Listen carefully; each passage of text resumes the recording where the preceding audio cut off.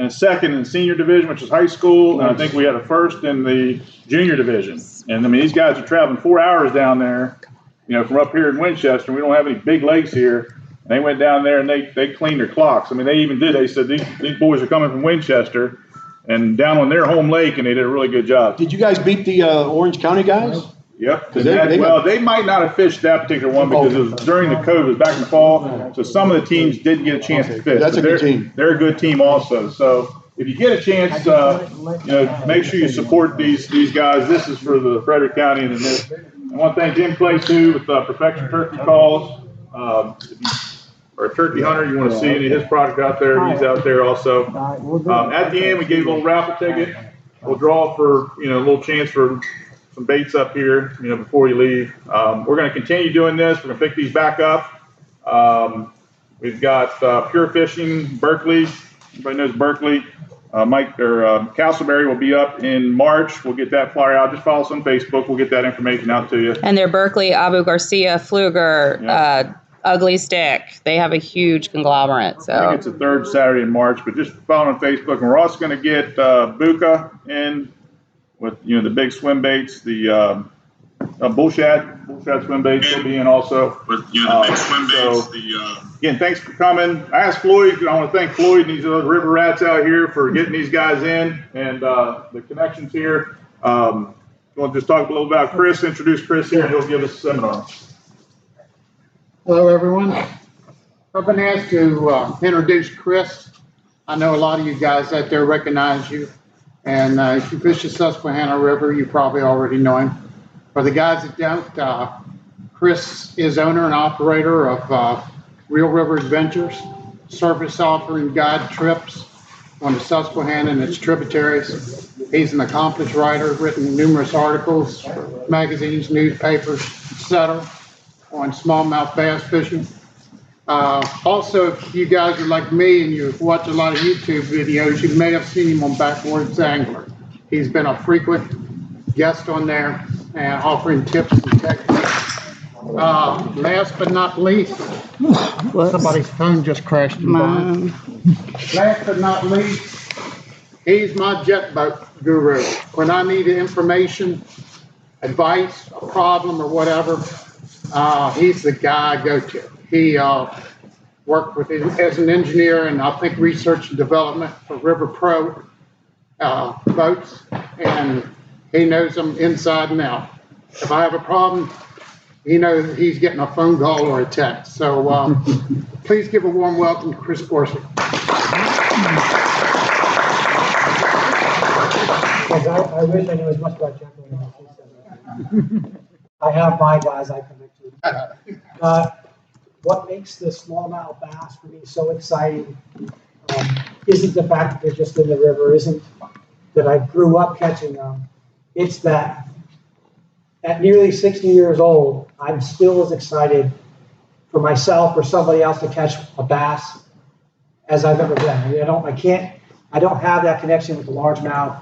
I don't have it with any other species. It's just that crazy smallmouth that is just so tenacious, and the ability to attack a bait in 33, 34, 35 degree water. It's a true temperature. It's not like a lake where a lake is turned over and you've got ice on the top and you're down 15, 20, 30 feet, and you're actually fishing 40, 44, 43 degree water. In smallmouth, you're catching them in that cold water, because on a river, the water is almost always the same temperature, top to bottom, with a few exceptions. So today I really want to talk about the fact that they truly are a 365 fish. I mean, you can target these fish 365 days a year if you're willing to go out there and put up with the elements. I mean, there are days with wind, there are days with ice that you have to put up with, but generally, year over year over year, you can attack these fish. I think I went 4 years where I caught smallmouth every month of the year, 4 years ago. So you can do this. It's not rocket science. There are some techniques I'm going to teach you, but the biggest technique is that there is no exacts. There are things that you can work on that work 85% of the time, and there's going to be that time when the 15% is going to play. So, for me, it's taking the odds into your hands. I'll play the 85% till I can't catch them on that, then I'll go to the less the less known ways. And I'll explain some more about that. But that's the boring part. But some of the rivers that I fish every year, so far this year I fished the Delaware. I fished the North Branch of the Susquehanna here. Part of the West I fished this year once.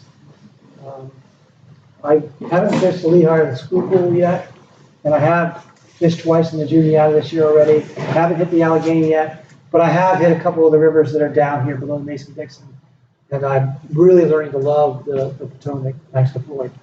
It reminds me of a miniature version of the Delaware River, so very exciting. You guys have some great fisheries here amongst your own. I run my trips mostly out of 2 jet boats. I have the red boat's a Snyder. This orange boat over here is kind of a hybrid, and up until this year I was doing some kayak trips, but I'm just getting too old for it. That's I don't mind going on a kayak, but it's just I'd rather be out in a jet boat. So. And again, I mentioned that you'll see some pictures here today, and you're going to notice a pretty common theme. It's not always the fact, but generally your bigger fish are going to come when the weather conditions are not at their best, right? You're going to catch fish spring, fall, and winter. They're going to be, if you look at the people, they're usually, they're going to have jackets on. It doesn't mean you can't catch really big bass in the summer, but you've got to put up with those other fish that are now eating. And by the other fish, I mean these teenagers. So if you've ever had a teenager in the house and you buy 4 loaves of bread, 1.5 gallons of milk, and 6 to 17 pounds of lunch meat, and you go in the refrigerator 2 days later, there's nothing left. That's the way that the smallmouth bass are when they're 10 to 14 inches. I mean, you throw a bait in and you've just triggered every teenager in that place, and now they're rushing to it. And the more lethargic, more sluggish, heavier 3.5 to 4.5 pound bass, it takes them a while to, they've been fooled a few times, of course, a little slower getting to the bait. Those teenagers are eating it before they even get a chance, right? So most of the time when you see these bigger fish, like here's a summer bass here in the morning that was decent, doesn't have a belly, but that's a decent sized fish. But most of these monstrous fish are coming when they put on a feed bag, when only the largest of the species are eating because they have to. Generally, when I'm talking about winter, I'm not going to use the calendar winter months. I'm going to say, pretty much December to February. Because once we get to the next week, to me, that's spring. Even though it's not spring on the calendar, March is spring. So that's the time, in my opinion, for monsters. There are big fish in the spring, but they're big because they're laden with eggs mostly. But here, even your males are big in the fall. Because what they have to do is they have to carve up and get as much protein, as much as they possibly can in their bodies to maintain the weight through the winter. Because they're going to conserve energy and eat when it works out, and we're going to talk about that. Eat when it's opportunistic. So when I talk December fishing, I'm talking water temperatures that are below 40 degrees. And I have 34 here, but this year I actually caught my coldest smallmouth ever at 33.8. Now I know guys have caught it down to 32 point something, and that's a feat that I've never done. I mean, I've gone out, but I'll catch a walleye, I'll catch a pike, I'll catch a muskie. So even a catfish, but I won't catch those bass when it gets below that. I know they're there. If you're starting out winter fishing, here's my advice for you. So this is the guys that are starting out. I realize there's guys that have 1 day a week to fish. That's Friday or Saturday or Sunday. That's the day they're going, and regardless of it. And you can't do this, but this is what you're going to do to put that into your best scenario. Find the day in the week when the temperatures are a 3-day warming trend, right? So if you look at the 3-day warming trend, this is in January a few years ago. We actually had a couple days in the 60s, which is very rare. So any of these days would have worked, but when you're going from 30s, these high, low 20s in the morning, and then you've got 48 degrees in the morning, you're looking for a day where you've got an uptrend in the water temperature. That's going to make those fish eat because it's easier for them to move. They're cold-blooded creatures. They're going to move better in the warmer water. So if I can get this is a ridiculously high situation, but if I can get a day where the temperatures are in the 40s versus the 30s, that's the day I'm going to target. So I select my day. I'm also going to pick the best day for wind. Now, Floyd, I don't know where he went to, but Floyd loves wind. I don't like wind. Floyd wants a little chop on the water. He complains about it. I'm thinking, keep that wind away from me, right? I don't need chop. I'm fishing mostly dirty water anyway. You can leave that chop for somebody else, right? But I prefer to have, a 37-degree day with 5-mile-per-hour winds than a 45-degree with 15-mile-per-hour winds. So I'll pick the basic combination of the two for my winter targeting trip. I also love the sun. Any other time of the year, the sun is not your friend. But in the wintertime, the sun is your friend. It can be a bright sky, bluebird sky day, and the fish will bite. You take that same looking sky on a summer day, and you can kiss those bass goodbye, right? Most of them are held down, they're hunkered in the cover, but they'll actually move up in the sun to get the warmth of the sun in the wintertime. They'll forego the fact that they don't have any eyelids. They'll deal with the uncomfortability of the great sun, and they'll go and feed in the shallows because of the sun. So you just want to find your best thing that offers 2 out of 3. You don't need all 3, but if you can give me any fishery, and I've proven it, any fishery, I don't care where it is, in the Northeast, if you can give me 2 out of those 3, we're catching fish down there. Even if the fish are off, we're catching. I tend to downsize. Now, again, this is the 85% thing, right? So I'm speaking only to 85% of a certainty, because the older I get, the more I realize there is no guarantees. There is no 100% thing, right? So I'll fish baits that are generally 3 inches and smaller when I'm fishing a soft plastic. I want something that's durable. I want something that I can throw in the bottom and let it sit there. I like to use paddle tails. I think Missile Baits that's out here. Missile Baits has a real cool little paddle tail, and I've watched my clients catch them on a paddle tail. I think, Floyd, you use the paddle tail bit from Missile Baits. I think that the paddle tail gives you an ability to, when you're dragging that bait, that tail is undulating with the little motion. So when I cast, I'm completely focused on feeling every bit of that line. I don't want any slack in my line at all. So I'll pass that, and I'll hold my rod. I should have brought a rod with me. I'll hold my rod tip, and I'll nudge it along. And I'll stop, and I'll lower my rod tip, and I'm watching my line the whole time. Because if I'm lowering my rod tip and my line does something crazy, I'm ripping down there and setting the hook. Because sometimes you'll see more than you'll feel. And if something in your brain is clicking, if you've ever played softball or fastball, you know that, or if you're a natural shooter, you know that your body's going to tell you something, that your eyes are going to tell you something before your brain registers it. So, if you're a natural shooter when it comes to archery, if you're a natural shooter when it comes to rifles or pistols, or if you're a baseball player that can hit a 90-mile-per-hour fastball, you know to trust your body, your eyes, not necessarily your brain. So when my eyes are telling me something, my brain hasn't hit yet, let's go, I'll set the hook. And the old saying is, hook sets are free, right? You don't get any strikes for setting a hook. But a lot of times, the fish isn't moving much in the winter, and it'll pick it up, and you won't feel it until it decides to either spit it out or swim off with it. Well, guess what? They're conserving energy. They might not swim off. So you're moving it, and you move the line a little bit, and all of a sudden you feel something. It's a little bit more than what you felt before. My buddy Blaine called it a mush mouth feeling, or it feels like a leaf on there. Set that hook. That's a bass. In the wintertime, that's a bass. Even if it's a leaf, in my brain, it's a bass. It's free. That's right, for free. It's a great time to throw a hair jig, whether it's a fox, a deer hair a rabbit crosscut, a deer, a bear. On the Susquehanna, they seem to really like the harder furs better, your bear, your deer.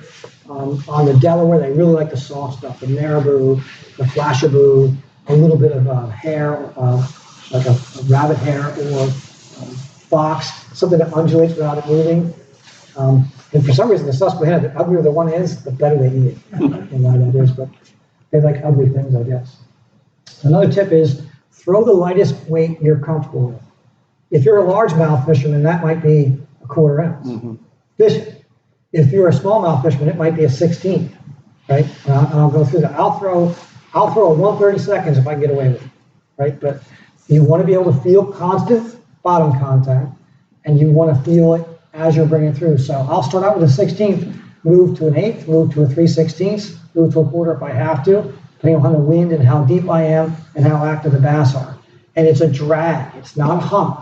So wintertime, it's a drag. You want to leave that bait in the strike zone as long as you can. I'm not letting it sit out there on a slack line, which some guys do. I'm moving it, but I'm moving it an inch at a time. My rod tip is, I'm shaking my rod tip, and I'm moving it, shaking it, I'm moving it. And I keep the rod tip up because the strike what you have is you have an indication of where that strake's going to be. You have about 1 to 2 seconds. That's all you got. Set the hook, because usually they're picking up. They realize this bait can spit it out. Now to help that, you can add any kind of a flavor enhancer, right? Like so a scent. So whether it's a Bio Edge or Smelly Jelly or Mega Strike, whatever you're comfortable with. But that's the only time of year I use it. I don't use it any other time of the year, just the winter. And I just want that extra split second so I can make the hook set without them spitting it out. A lot of times if you're feeling the fish striking you with, you're not feeling the strike, you're feeling the spit it out. I've got Floyd here because we're going to talk about jerkbaits. That's his favorite thing right here. Jerkbaits are much larger generally than the 3 inches I talked about, right?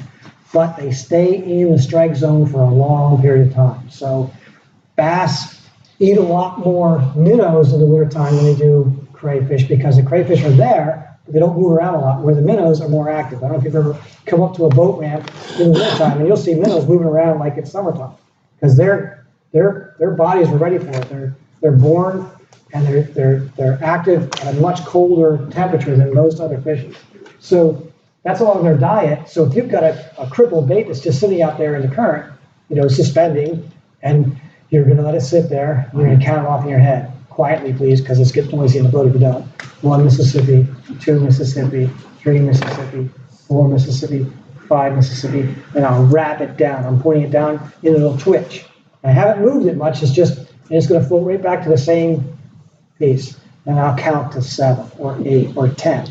And if I get hit on 12, guess what my next count's going to be? 12. Because they're going to let you know how long they want to sit in the water.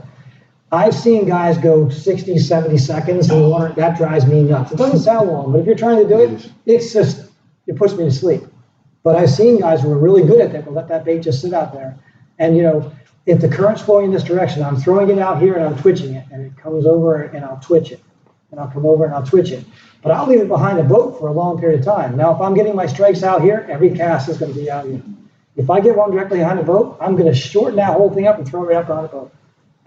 Point the rod tip down, twitch it, and then think about something else, because I got to keep that thing as still and as calm in the water as I possibly can.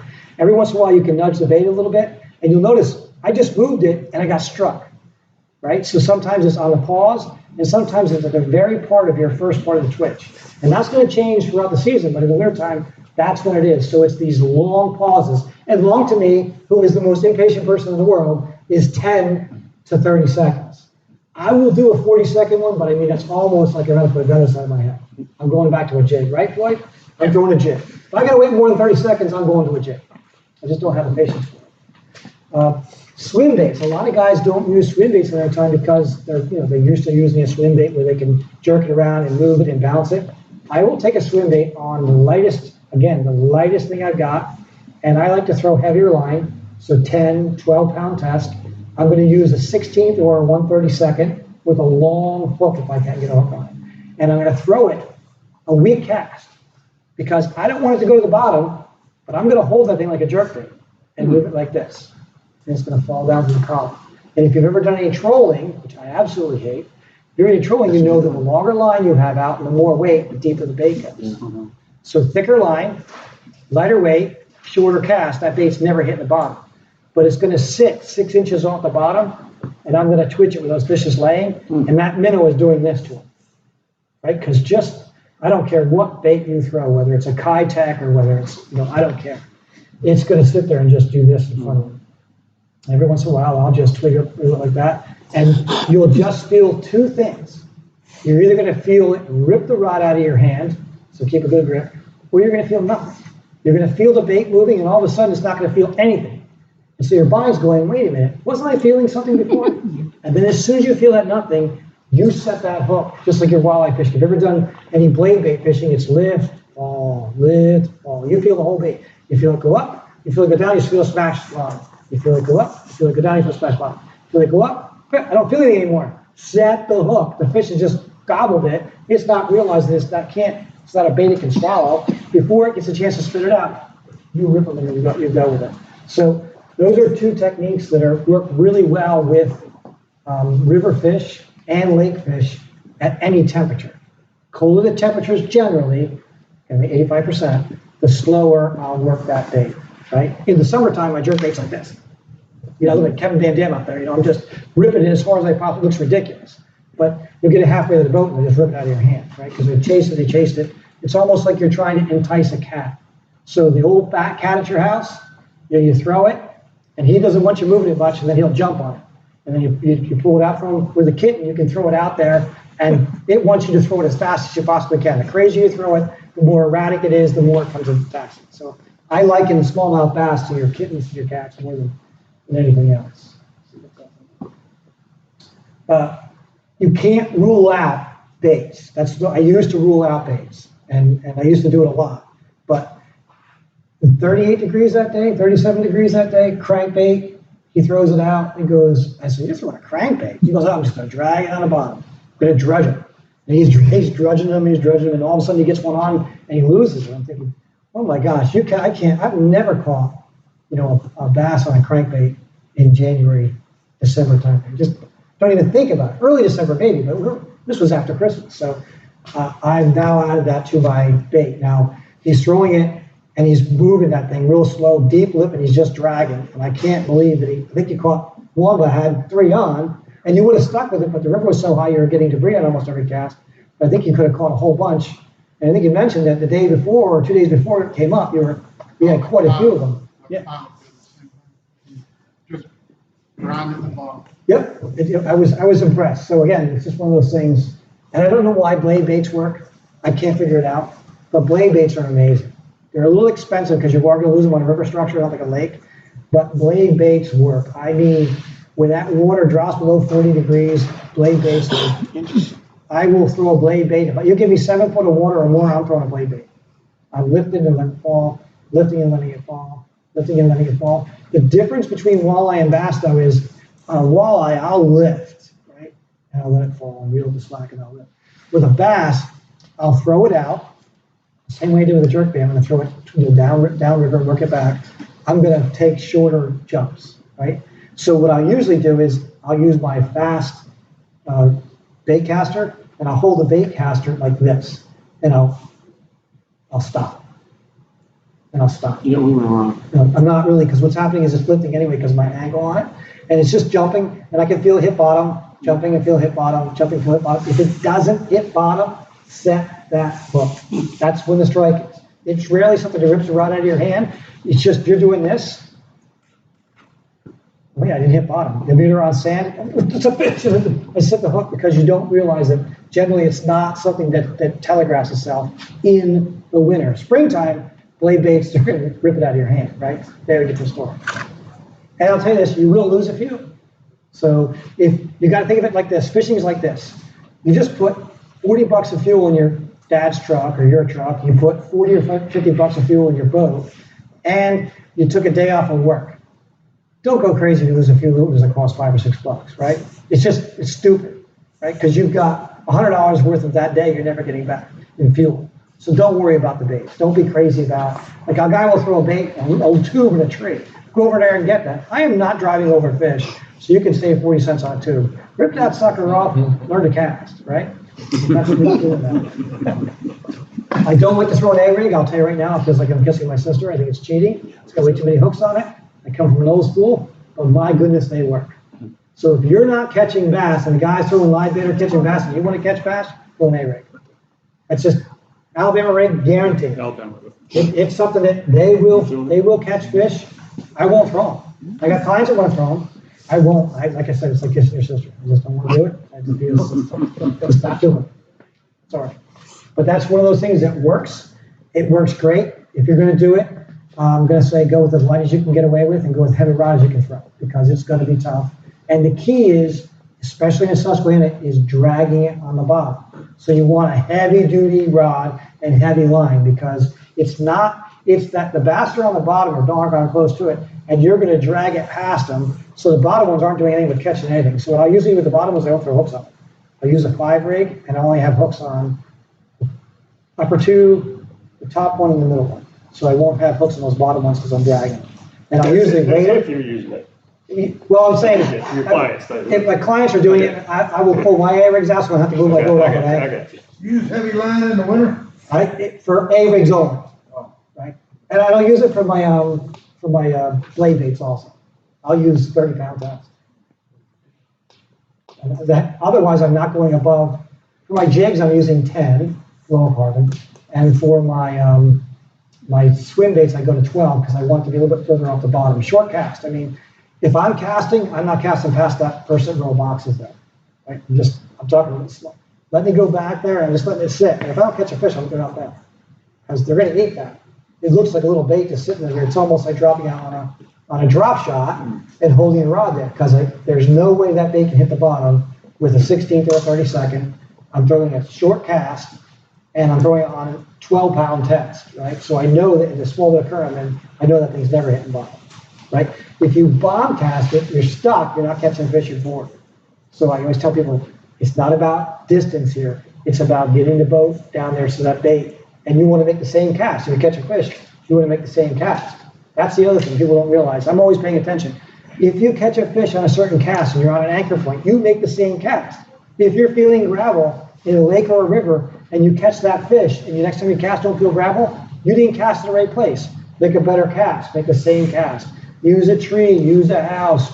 Use a baggie on the shoreline. Something that tells you, I threw it over there, it got about there, and I caught a fish. I guarantee there's going to be a second or third.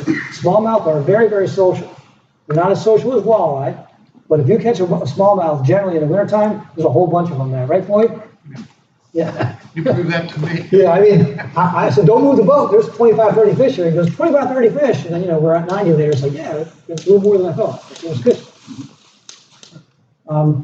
Again, 9 out of 10 times, the forge is what's going to do it. But if you see something that's working, don't be afraid to throw it, right? So if a guy says to me, years ago, I would have told someone not to throw a bait.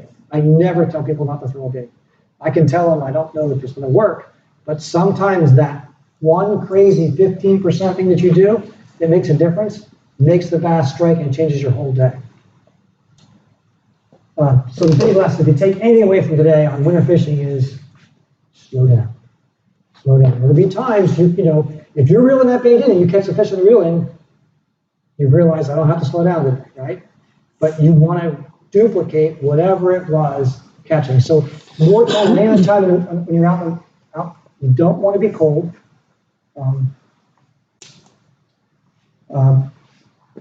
If you want to have the right equipment, you won't be cold. There are some problems in the mornings with ice up. If you spray your tips with either Real Magic or WD-40, it'll take away that. If you take it in the water and just switch it around a little bit, it'll take it. But that's something that you have to worry about when it's super cold in the morning. You go out. When you think of fishing slow it down. And then the other thing is dress warm, dress in layers, dress that you can take it off. It's usually, if I'm thinking about getting a drink, and I'm thinking about going to the bathroom, I think about something else is going on, I'm not going to be at my best. The wintertime is when you really want to be at your best. So it's just one of those things, if you can, if you're too cold, if you're not focused on it, you're probably missing strikes. Spring and March, my spring goes from March into May. I know the spring calendar is different. It doesn't come to mid-June. But for me, spring is all about eating and procreating for bass, right? Especially in the river system. So the bass come out of the winter starving. So in about a week from now, on the Susquehanna River, they're going to go crazy. And there'll be a couple of days where you can see these crazy reports where guys are catching 50, 60, 70 bass. That's in between now and the 15th. Happens every year. It doesn't act for long. They just start to feed like crazy, and then they start to normalize, right? It's almost like you're coming off of a fast, or you haven't eaten something because your wife's got you on a diet, or you've got yourself on a diet. They'll come and they'll gorge themselves, and then they'll start to slow down the process a bit. So I love to throw spinner baits. It's one of my favorite things to throw. Some clients get bored with it because sometimes it's trying to figure out what they want from the spinner bait, what color the blades are, whether you threw it and it was on a helicopter, or you were burning it, or you were lifting a rod tip and it was coming just across the surface, or that day was sunny. but it wasn't sunny the day you threw them. You're just trying to find out what the reaction bite, what caused it. So a lot of guys don't have patience with them, but the great thing about a spinnerbait is generally, if you hook them on a spinnerbait, you got it. Rarely are they going to throw a spinnerbait, right? Maybe they will, but I mean, that's one of those baits, if I ever had to have the world record smallmouth on, I'd run it on that. They ain't throwing that 9 out of 10 times, right? It's not like a jerkbait where every time someone hooks me on a jerkbait, I'm going, please, please, please get in the boat, right? Or a crankbait. Do you use a trailer hook called Susquehanna? I will, at lower temperatures I will, right? If I feel them bumping it, there's two kinds of bumps. There's a bump where they're hitting the blade, right? Which is difficult to know what to do with that when they're hitting the blade, right?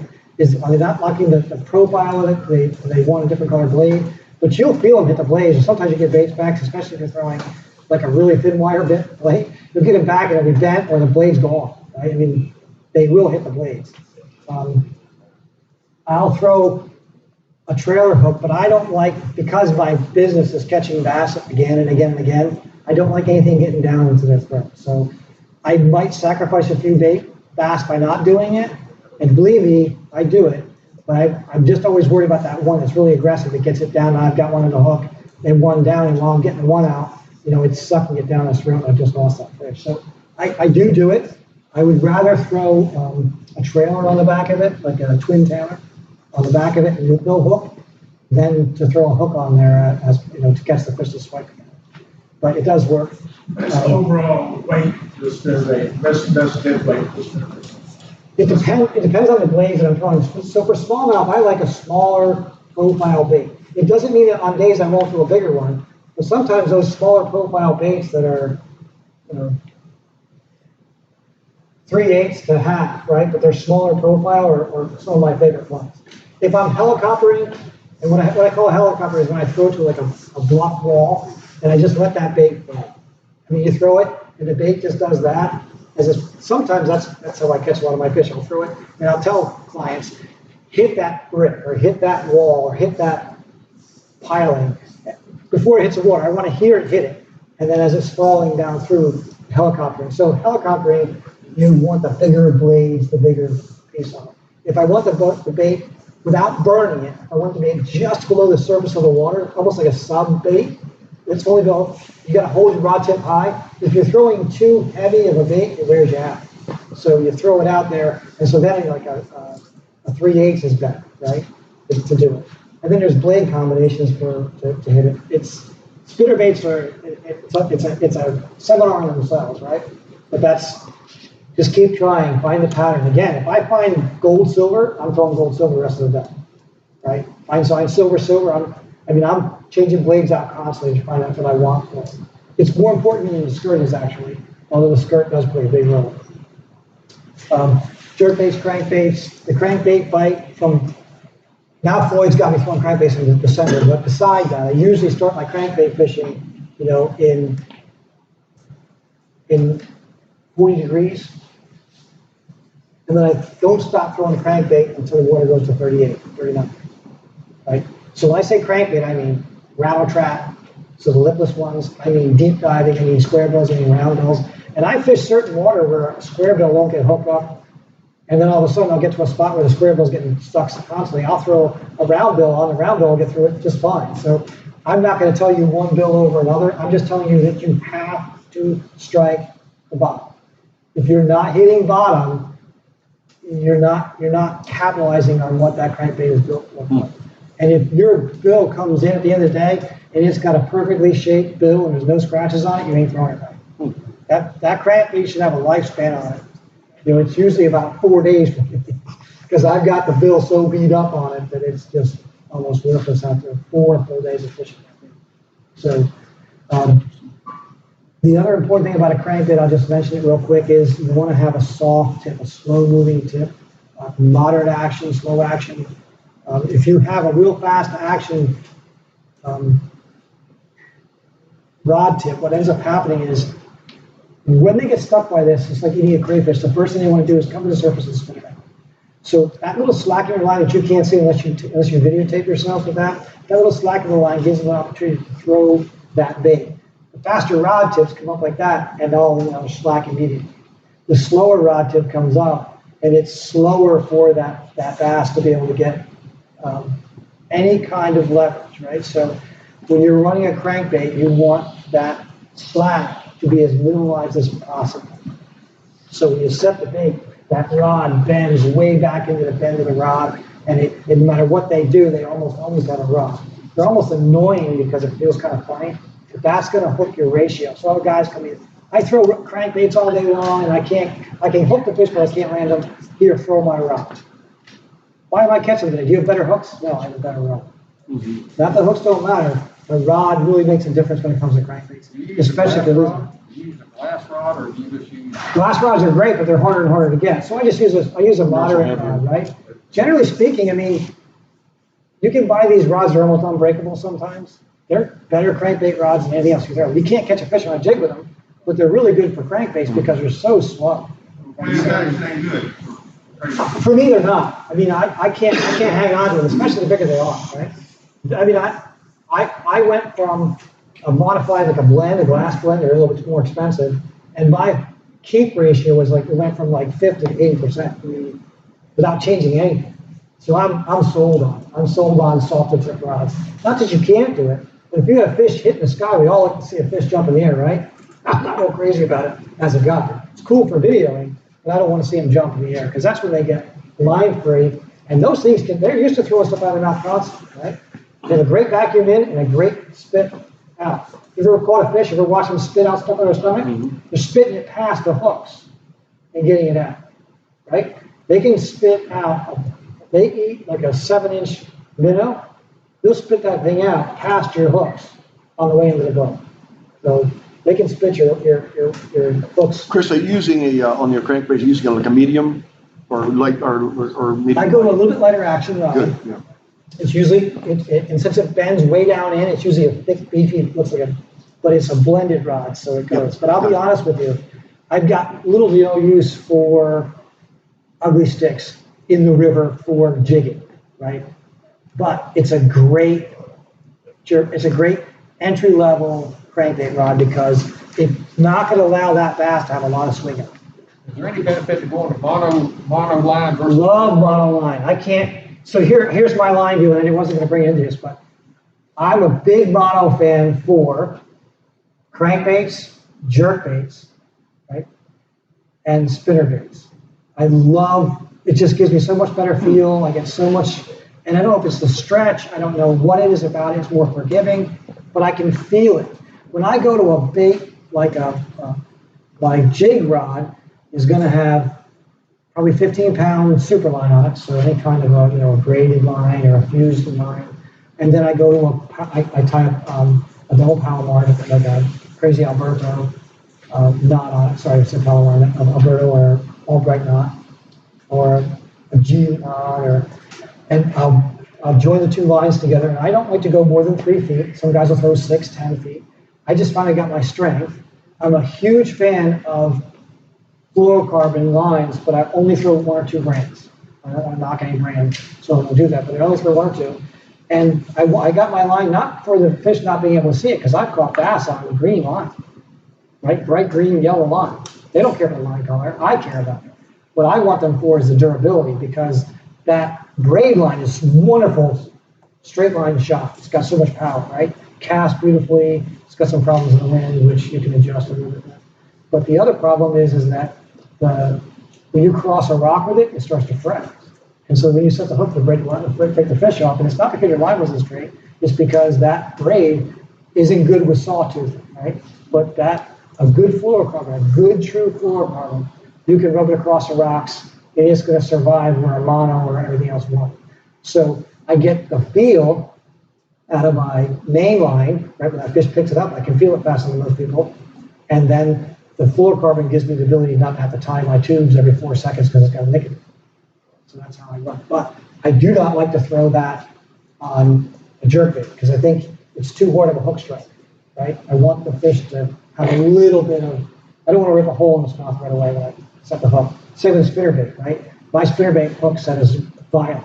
Not as violent as Floyd, but it's violent. And it's because, I'm trying to drive that forward hook into their mouth because I know once I got them, I got them. But I'd rather have the stretch of the Now, some guys will play with rod tips, and they'll throw a medium light rod with there's a bunch of solutions. But I like that for doing it. Pretty much spinner baits, crankbaits, you're trying to present a bait sometimes that can get through growing vegetation. So as the spring comes along, you're going to find the fish at the front of a mouth of a creek. You're going to find them wherever there's food, forage, wherever you know where there's forage, whether it's a rock base or a ledge base or a greenery. And what happens in Susquehanna, we get these grass islands. They're about that high and they're dense. When they first come up, though, it's just roots. So you need something that you can throw into it that's going to get through the roots. And the spinner bait is going to work much better than a crankbait or a jerkbait, right? You just get stuck in the roots and you're dead.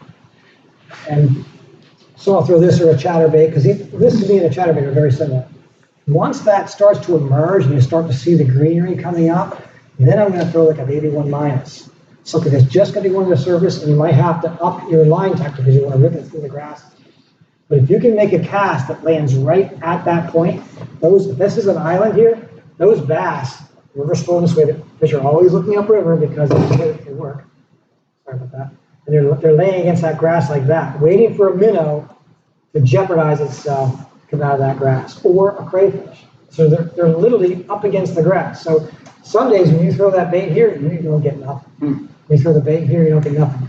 The guy that can consistently hit the edge of that is catching all the fish. And they're going to be, why am I not catching the fish? It's because that day, these bass are on these grass beds, and they'll be there for 2 or 3 weeks just gorging themselves. And I've seen boats go past them, and they'll throw, and go to the next one, throw. I'll come behind them and catch fish, because I'll move my boat a little bit closer, allow my clients to lose a few lures, but to throw into them.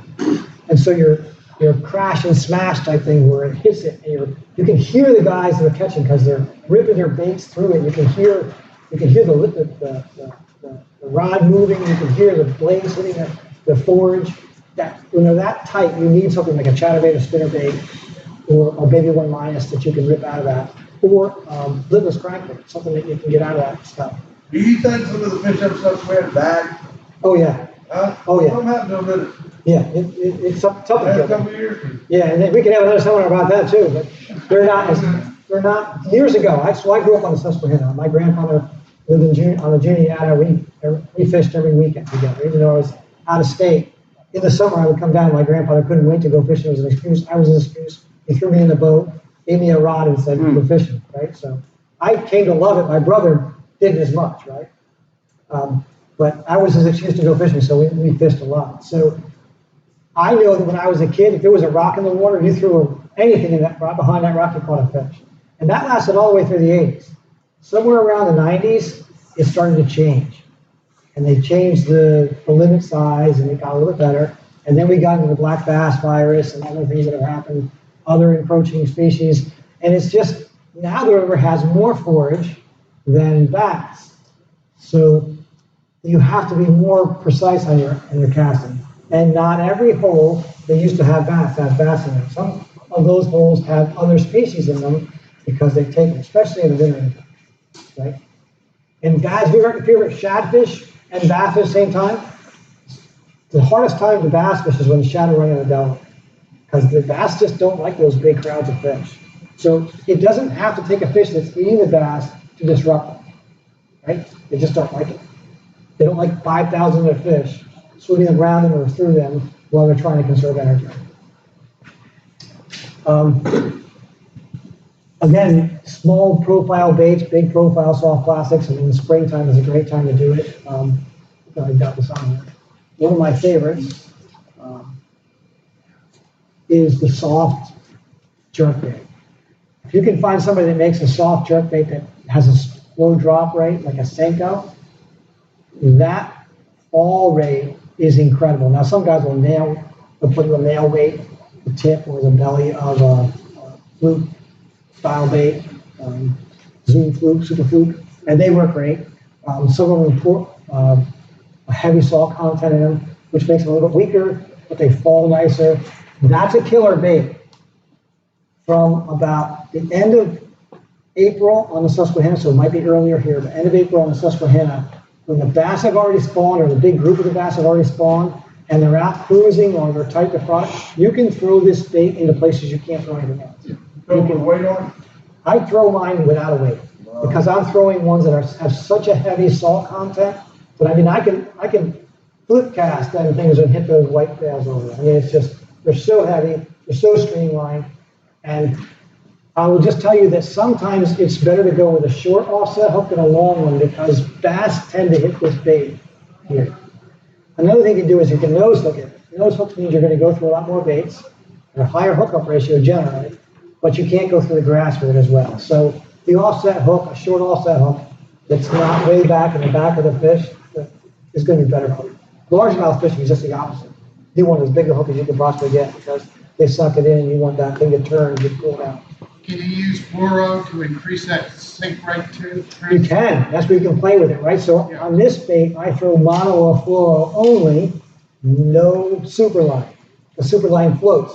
And what ends up happening is, it's not a problem, but what ends up happening is the bait starts to fall like this. And so I lose that dive, right? Does anybody remember that? What was that bait that was out there? The guy was on all these like banjo minnow. Remember the guy saying, let it die, let it die. Well, that's the whole thing. You let that thing die and let it just fall, and it's just awesome. They hit it, you see your line jump, you set the hook, the fish comes flying on the water. And the cool thing is you can fish it from there all the way through October, and even if the water's super shallow, like you can see, it's like there's no fish here. Trust me, there's fish there. You got to make that long cast, twitch, twitch, pause, let it fall. Twitch, twitch, pause, let it fall. And sometimes you'll even see the rings of the fish coming. You'll see the V markings of that fish coming to get it. And that's the hardest time to hold that, because you can't wait till you see the fish where you think the bait is. You got to wait till you feel it in your hand, right? It's like a topwater bait. Don't let your eyes fool you. Unless you feel it, don't set that hook. Because a lot of times you'll set it and the fish only has the tail of it, or it came around and it's coming around back to hit it again. But that's one of the most exciting baits you can use. And you can use weight in it, you can nail it. There's a whole bunch of different things. Some guys will put it in and they'll twist the body and then they'll expose it so that when they hit it, it goes side to side because it's got kind of a vent in it. I run mine more straight, but I don't care if it's got a fork tail, it's got a paddle tail, if it's got a, whatever it is, as long as it's a long 5-inch, 4 3/4, 5-inch bait. Rock, what's that group that makes the soft plastics here? River Rock. River Rock sells one that's real heavy and it's got like a jointed chamber in it. That's just phenomenal. I mean, there's just so many good ones out there. And I mean, I throw white, I throw Arkansas Shiner, I throw pink. I mean, they're just a great bait. The biggest thing for me is I want one that's heavy so I can throw it far in clear water and I can throw it into grass. And sometimes I'll catch those fish, I know it sounds crazy, a foot and a half into the grass. They'll be in that grass. I mean, I'll throw it, I'll see it, I'm thinking, oh, I must have just, hit, there must be a duck in there or something like that. It's just, the fish is in there. But you can't throw anything else because you're going to get stuck. And I've seen guys throw Senkos, I've seen guys throw tubes, I've seen guys throw crankbaits. I'll come in there with a fluke, throw a fluke in there, boom, instant. And they'll go, we just threw all these other baits. I said, I know. You're on a fluke bite right now, that's what they want. Don't argue with the fish, right? You're crazy. Don't argue, throw what they want. But this needs to be your tackle box. Needs to be. Now, here's some other problems, right? So, oops, I got it wrong way. So, summertime.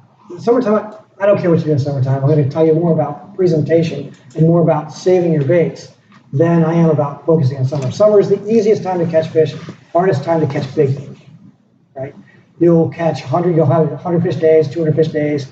You'll catch a lot of small fish just because that teenager in the refrigerator story, they're going to come and they're going to eat everything in the house. They're easy to catch, right? As long as you can cast and as long as you can find where they're sitting, you're going to catch a lot of fish in the summertime. The biggest trick is to find big bass. So sometimes you have to go to a bigger bait. So you have to go to a smaller bait.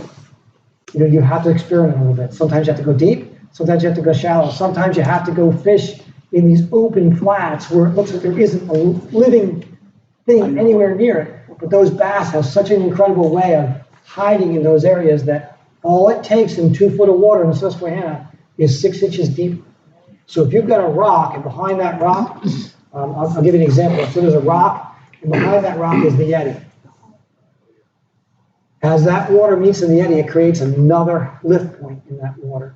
and then behind that's a secondary eddy. So if you can imagine a figure 8. So behind the rock is where all the boats go to, and they flow, and it's usually a good spot. But a lot of guys will stop there. Sometimes where that rock ledge or that hump is in the water, with a current system, it creates this sediment that sets behind the rock that could be 15, 20 yards behind that rock. And then behind that is another one that every other boater in the fishery has just left go. They all hit the ones they can see, ignoring the fact that 50 yards behind that rock is an eddy they can't see, and that's where the big bass is. The other thing is people ignore the front of the rock. So sometimes because of the laminate flow, if you've ever snorkeled or dove, you've got current, there's a pillow or a pushback in front of an object. Sometimes the best bass is like the fat old guy that's waiting for the shrimp to come out. You know what I mean? There's no shrimp in the pan, but he knows it's coming out. So he's standing there, it don't matter for 10 minutes, that guy will stand there waiting for that shrimp to come out because he wants to be the first person there. So sometimes if you've got a structure in the summertime, everybody hits the back of the structure, they're in front of the structure, you just missed the biggest bass. Right? They're not stupid. It's location, location, location. Again, crankbaits work, it's just getting it in front of them, right? So a lot of casts. So here's where we're gonna come, and whether Mickey was gonna be here or not, I'm gonna cover this. You can't catch fish if you ain't in the water. So in the summertime, you're gonna throw harder, you're gonna throw further because you have to get away from your boat. You're gonna throw and be more aggressive with it, and your soft glasses are gonna get tore up. And so as they get tore up, you're gonna get lazy and leave a tore up bait that is gonna come sliding up on the hook. It's not gonna be presented right. And so you just wasted a cast or 10. By taking one of these pins that he has on his hook all tool, that is gonna save you baits. And better than the fact that it saves you baits, you're gonna catch more fish. So I don't know what the cost is for those things, whether it's pennies. You're gonna sacrifice catching fish because this bait's gonna slide up on that lure. Especially if you're throwing something soft, like a Kitech. I love the Kitechs, but they're soft. This is how you make a Kitech last. This is how you get your money out of your Kitech, right? And so it takes a few seconds, you put it on there, you throw it down, instead of catching 1 or 2 baits, fish for bait, you're catching 10, 15, and they're not getting tore up and coming off the hook, because that kind of holds them on there. So it's better than gluing, there's no scent, and it holds it on there. The other cool part is you can add bling. I love to add bling to things, right? So a lot of guys do this. You can do it on a bunch of different types of things. I love to add bling to my stuff, right? So sometimes the difference in catching the fish and not catching the fish is a little bit more flash. So I don't always keep a lot of underspins on my boat because what ends up happening is they work one day and don't work the next. This gives me a way to have them and not have them on the same boat at the same time. Takes a few seconds to rig it up. All I do is use 2 of the pins and back it up against it. Or if I want at the end, I use 2 on the end. Right, so if I want the underspin there, I just use 1. If I want to use 2, I put 1 on either side of it and slide it out to the end of the bait. And Chris, that doesn't slide down, that little ring thing? Once it's on there, it actually builds like when you put it on, it actually has this convex thing to it. So it's almost like it works against itself. You can slide it to yourself, but just coming through the water ain't gonna hurt it. And I keep it down low so it doesn't hit the paddle. I put a little rubber stopper on mine, just a little rubber hose. Yep. This is just nice because there's days when I want it and days that I don't, right? So I can throw it like that and throw it to the grass, but all of a sudden I need something else to have a bit more thing to it. So it's that gold silver thing, I'll do it. And it goes further than that. So people ask about having a trailer hook. This is a great way to have a trailer hook, right? Like a lot of guys will pin a trailer hook, I won't pin it. I don't like to pin it on both sides because what ends up happening is they can leverage that coming out of water, right? If you ever hold that thing there when it's pinned, you get a point where you can't bend anymore. That leverage allows the fish to throw it. So I'll let the blade sit on here, but you put the blade here, and then you can run that blade out, right? Or you can run another spinner out, right? Just to add more flaps to the same thing. So you can do that. Great for running chatterbaits. For your bass jigs, your bump and pump type things, you can throw that out and you can add, because what happens with largemouth fishing is I set the hook prematurely on a whole bunch of logs, sticks, all kinds of things. And as you do that, you rip the bait. With this, it keeps the bait intact. It's one of the best things I've had for holding trailers. So as creative as you can get, the more you can think about it, the more you can do it, whether you're just using it for holding the baits on, or holding bling, I will, right? Now today, Vicky has something already set up with the bling. What are you calling that product now? But we have new spinners they're called Pintail Spinners, and what these Pintail Spinners actually do is it allows you to put a tail spinner in the back of whether it's soft plastic or something that's anything Z-Man is Lastech. Okay, and a Lastech, if you ever used it, you know it's a kind of like a self-healing property. You can stretch it, but if you put a hook in it, you're able to penetrate. But if you take the hook back out, I mean, we've literally caught 60, 70 fish off one bait. Okay, because it is self-healing. But trying to put that little spinner in the back of something that's like that just doesn't work. So you need to actually put a hole in it and then put the spinner in it. Well, we've come up with a new spinner and a little tool that puts the hole in it. And the spinner's kind of shaped candy cane where it goes in it. So it actually goes up into the soft plastic and holds it in there. But the bling, they're called Pintail Spinners. We have them for tube jigs that actually go over the arm of the. I see using my trick worms, Senkos. Exactly. Chris, I hit earlier on the fluke. How many times you fished that fluke? And the great thing about it is, man, it really catches fish, especially the heavier ones like you're talking. I mean, if you can find them, guys, buy them over any other brand because you'll catch more fish. But a lot of times that bait likes to ride right up top of the line. And when that bait slides up that line, it cuts it. And a lot of those baits are, $75 to $1.50 a piece. But if you'll take that disc and put it on first, and then put your fluke, it cannot go past that disc. So you're able to catch more fish off of one bait. Nothing's more frustrating than to go to cast it, and that cast goes, wow, I never cast that far. It's because your line stopped, and that bait just kept on going. But that's just one of those things where, it just, for me, it saves me soft plastics, it saves me time, which means my clients get more cast. More cast means more time in the water, more time in the water means more fish, right? And guys will throw something with, that's not quite hooked up right. I'm a big problems with baits that aren't on the hook right. So I'll say, reel that rack in, it's not on there right. Like, oh no, it's gonna be okay. It's like, well, that's a wasted cast. You want that bait to be lined up properly. You want it to work constantly because time in the water with a properly executed cast is gonna be a potential chance of catching it. I don't care how good you fish, if that bait's hanging halfway off or over the hook point, even a Floyd hooks it isn't going to catch that fish because it's got the bait in the wrong position. So it's about giving yourself the best opportunity to catch fish.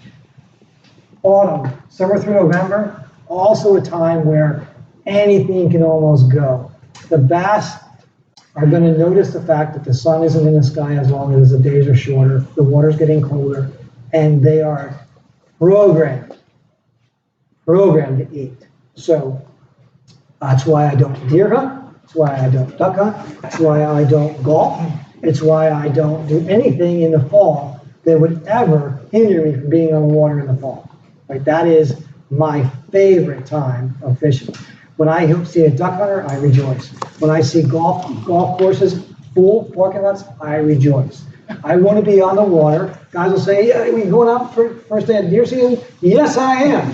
To the river. You can text me from the river, buddy, because I know they're being real quiet, and I'm dancing on the boat with 3.5 to 4.5 pound smallmouth because I don't want to do anything that takes me away from that time of the year. It's a time when you have a lure that you've never caught a fish on. That's the time to throw it. If you have a lure, you've got that beer can lure, that's the time of the year when you can catch them because they gather up. It's also another time, if you've never caught a fish on a blade bait, great time to throw a blade bait because they're eating anyway, they're hitting everything. It's a great time to learn how to throw a blade bait because that's the time that you're going to catch them because they're really not thinking about what they're eating, they're just trying to eat. Eat. They're not worried about sex, they're not worried about comfort, they're just eating. See, wintertime, it's all about location. Location. You're in a few spots in the river. That's story about 90% of the fish are in 10% of the water. Never more true than wintertime, right? Most of the fish are in a few spots, and if you know those spots, you catch fish.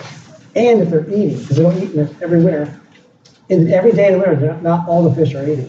But in the fall, they all have to eat. Small ones, big ones. The bigger they are, the more they have to eat, and they're ferocious. If you've got a lure, you've never caught it, that's the time to go. And you're looking for areas that are close to wintering holes, but also have a lot of forage. So if you're on the Delaware, you're looking for shad fry. You are. You're looking for shad fry. You see shad fry floating around the river or sprinkling on top of the river, you know there's bass in those shad fry. If you're in the Susquehanna, you know to head to rocks. You know to head to red ledges. You know to head to current. You know to any kind of soft current, see where the fish are. And if you can find little suckers, little what's that, chub suckers. You can find 5 to 6 inch chub suckers, and you're schooled up somewhere at the back of a creek or at the corner of a cod or off of a grass bed or an island. It's heavy. It's heavy because they're just eating and eating and eating, and they'll stay there as long as that pot of fish is there. So, I'll come across those spots that just have a tremendous amount of crayfish in a chute. I wish Patrick was out here. There's a chute that comes down through a spot. I've seen Patrick fish and say, doggone it, someone knows about that chute. But there's these little eddies that come off. There's the chute, so it's raging water. You bring the boat off, and just off the water on that edge, there must be a barrier there, and the crayfish must be just clinging onto the rocks. It's alive. And you throw a bait into there, I don't care what it is, they come up and just grab it. I mean, it's just incredible. And you would never think that a fish like a bass could survive in that fast of current. But that time of year, they're eating, and that's where the bait is, that's where they're eating. So it's a time to try. You're not a spinnerbait fisherman, throw a spinnerbait. Not a tube guy, throw a tube. You're not a Z-Man, hula stick guy, that's time to throw it, because they're gonna eat it. If it lands in front of them, they're eating it. So it's just a great time of the year to change things up, do something different. Like in the summer, you really know that you gotta make long casts. Sometimes you gotta throw really small. Sometimes you gotta be extra patient because the situation is there. You're gonna catch fish. Once you find them, you're gonna catch a bunch of them. But they almost always want whatever they're feeding on. Summertime is like a fly fishing thing to match the hatch. Generally, that's the case we're working for. With this, you can change it up. You can throw topwater, which I didn't even mention. Topwater is an incredible way to catch fish. The problem with topwater is sometimes they want it spitting, making lots of commotion, and other times they just want it sitting there. I mean, what I used to do is take the hooks off of a giant Zara spook, almost a saltwater size spook, and take the hooks off of it and bend them. So I had to wait, and I would throw them and tease up the bass, and then tell my clients to throw in any bait they wanted to throw in. And one day, I threw it out there, and one person had a problem. I had to retie on, so the bait's just sitting out there, and I heard this kaboosh. I'm thinking, what was that? Here, a bass hit my Zara spook, and it was just sitting on the top of the water, just floating out there dead, like a piece of garbage, and it hit it. And then I said, oh, let's throw our baits out there and just give one wrap and let them sit.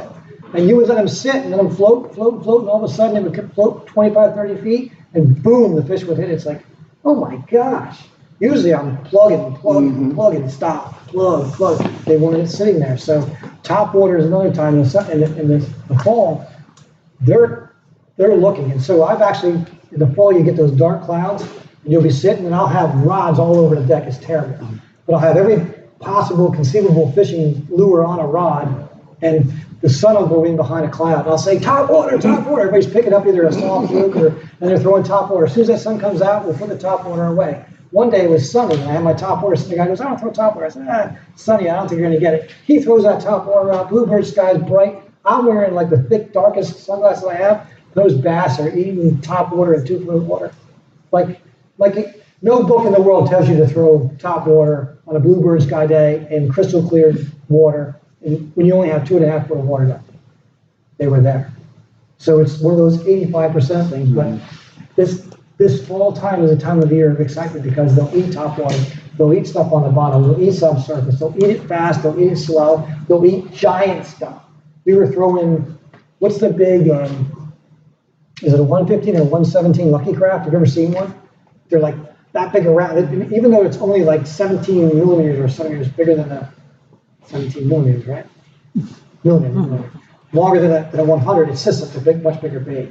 But there was one day I was throwing this thing and catching fish that were only like 1.5 times the size of the bait, but they were schooled on a bait that was, they figured, well, if I eat that, I don't have to eat for tomorrow, right? So they would eat it. So I've had guys tell me they won't eat rusty crawfish. I've seen them throw up more rusty crawfish than you can imagine. They're eating. It's a time to change things up and get it. But I will tell you that as November goes on, you want to be focusing your areas to the wintering areas. So to start off fall, they're everywhere. And they move into where just specific areas, and then you want to find areas. Now the big question is Chris, where do I find a wintering area? Wintering areas. Wintering areas are generally softer water where you have deeper water. Doesn't have to be 12 foot deep. If you're in Susquehanna, it could be 5 foot. Just got to be a little bit deeper than the water that's around them, and it's got to be protected should the river rise, because it's going to rise in the wintertime. I always find them where the duck lines are, because that's where the ducks sit, because that's where the shallow water are. If you're driving around in your car and you see an island or a break and there's ice forming in the eddy, that's where the bass are if you got depth, right? Also generally softer bottom water. I know I went over my time and I apologize. Any other questions? I've heard some people, I guess, generally talk about sometimes like the harvest moon, fishing during, I guess like a moon phase. Do you do anything about that, or? So yeah, so I used to fish. I used to be a weekend fisherman. When I was an engineer, I only could fish when I could, and I try to make the most out of it, right? So I used solar tables. I used super moons. I used looking for just different things so I could get my In-Fisherman magazine. Oh, today's a bad day of fishing. I'm not going out. Now that I got every day, I don't look at that stuff because I don't want to go out there with any preconceived notions, right? I will tell you, there are about 2 days a year when the bass will not eat. And I wish I knew what days they were because I would not hook them. But there are just 2 days. I had a biologist from New Hampshire that was just instrumental in helping me figure this out because I was pulling my hair out. The day before I caught 75. I know these fish didn't move far. And we caught 1 or 2, but it's just they would not eat. It was almost like you had to force the bait in their mouth. It happens to me once or twice a year. But that's the only other time. When I'm not catching fish, if you see me give a bad report, it's because I didn't do my job. I didn't try enough things. I didn't move around the boat. It's not about my anglers. It's about me, not putting you where the fish are. Because smallmouth eat, except for those 2 days of the year. And hopefully those 2 days when the ice is on the water, right? But I have fish where those days, you get 71 day, you catch 10 the next. It doesn't make any sense. But also talked about they're important because they have a little brain. There's a little bit of water around that brain, and there's also a bladder in them. And that bladder, if there's a huge pull, it'll pull them to either eat or not eat. I don't know which one it will be, but generally speaking, when they tell you that the moon phase is perfect, it's perfect. Fish the major. I just can't afford to do that. I fish every day. Yeah. Anybody else? You talked about, I guess, like spinner baits, during the springtime. Do you have like a preference in like blades, like Colorado, Willow, Indiana, or does that? I go by watercolor. Okay. So the clearer the water is, I'm using more of a willow style blade and a smaller blade, right? And I mean, a lot of guys won't start off in the morning with them. They'll throw like a buzz bait or something instead. They'll start to throw as the sun gets higher. They want that flash, right? And what I've noticed for me is sometimes I'll have shallow sweeping water and I'll throw that thing up, and just as I'm getting ready, I'm speeding it up and it's coming up on the surface, just below the surface where I'm almost disturbing the surface. That's when I'm getting my strikes. So I like that. In the fall time, it's especially important. When the water's dirty and somebody says, I want to catch a really big fish in dirty water in summertime, I can almost guarantee 4-pounders with a single Colorado black blade. But you're only going to catch a few fish. But the ones you're going to catch are going to be monsters. Because those fish have learned it's not what they see, it's what they feel. You use a lateral line, you throw that sucker up there, it makes a lot of noise, it wears you out to throw it. Yep. But the fish you catch, I had a father and son. The son only caught 8 fish all day long. He caught all the fish that were 18 to 21 inches. The father threw a black tube. He caught 25 fish, didn't have a fish over 16 inches. Not saying he couldn't have caught one of those fish, but it was a dark, dark, dark water where most would be uncomfortable. I fish a lot of stained water. So, I'm talking 1 inch visibility. And so you had to hit the fish on the head, but when that Colorado blade was there, that fish could get behind it, trail it, and eat it. So, they eat. They have to eat. Yeah. You can't not eat in 4 days. This time you break the weight today. Today. Use smaller weight. I will use the smallest weight the wind will allow me to get around. Now, if I'm fishing with Floyd and we're in 20 foot of water, I'll increase my weight because I want it to be on the bottom sooner, right? But if it's no wind and I'm in like 4 foot of water, like in the Susquehanna right now, it's pretty low. It's for wind. It's like 4 or 5. So I'll throw to 5 foot of water. I'll throw an 8 or a 16 if I get away with it. Generally speaking, because it's windy in the wintertime, I'm throwing 8 or 3/16. I'm throwing that minnow, I'll throw that minnow, I'll start out with a 1/32. If I can't throw it, or if the wind won't allow me to do it, or if not, with strikes, I'll throw a 1/16. Yep. It's what you can get away with. Again, thank you so much. If any more questions, I'll be around. Thanks, Chris. Awesome. Appreciate you coming and talking to us. He said he wasn't interested in advertising, but Real River Adventures, if you want to go fishing with him, look him up online. And we just appreciate you coming down and sharing the information. I do have cards with me. I didn't print it out. Just I asked for them. Your best bet is, since you guys have a longer drive, if you want to call or text me, text or